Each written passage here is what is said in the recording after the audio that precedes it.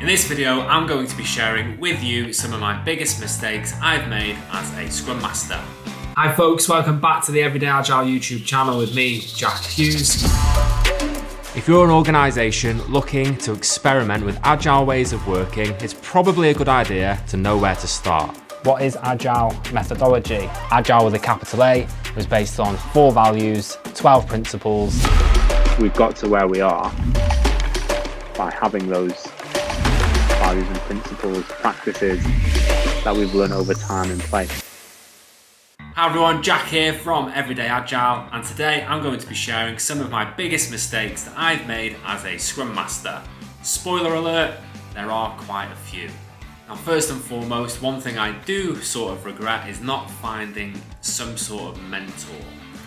Whether that be online, in the workplace, or just someone within the Agile community. This is something I definitely could have drawn some benefit from, especially early on. Someone to hold up the mirror to me, someone to call me out when I was trying to implement things too quickly and expecting too much. I think having someone to bounce ideas off, especially early on, is really important. Now, I'm not saying that's something you shouldn't carry on doing, but I just think as early on, having someone who can really call you out on your nonsense is going to help. Okay, on to the next mistake, and one I think we all may have made during our time as a Scrum Master, and that is being the Scrum Police.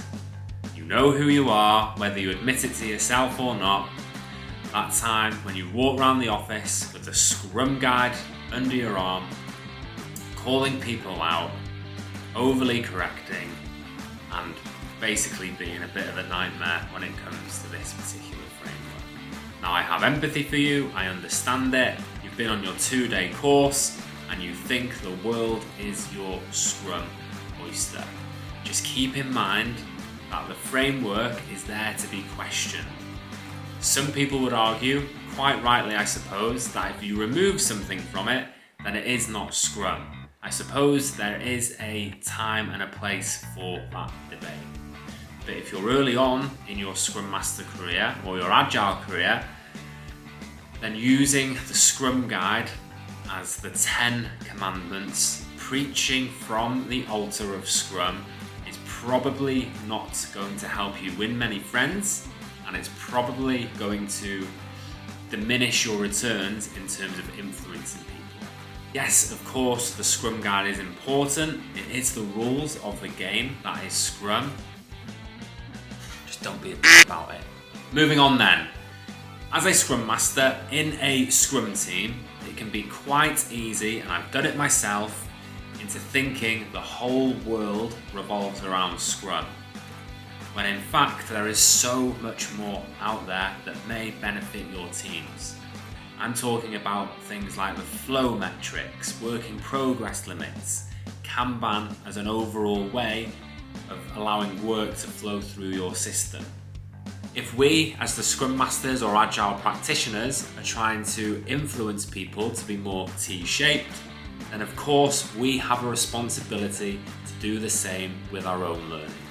Scrum, of course, might be a good option for your context, but it's not the only thing out there. You have a responsibility to learn about other things also. That is definitely a mistake I made early on, and I hope you learn from it. Moving on then. Now there's always a debate whether a Scrum Master needs to come from a technical background or how technically minded they should be. Now personally, I never came from a technical background, but that doesn't mean if you're in the same position that you shouldn't learn and at least have an appreciation of what your engineers are up to. No one is going to expect you to turn into a software engineer overnight, but there are small things you can do which will ultimately help you build rapport with the team. Whether that's downloading a basic application to teach you the fundamentals of code, or signing up for an online course that teaches you the basics of how to build an application, for example. Books like Working with Coders and Coders, which I'll link in the description box, will also give you an appreciation into how a software developer may think. Like I said before, I don't think you need to come from an overly technical background to be a successful Scrum Master, but putting in some effort to understanding what it's all about will go a long way.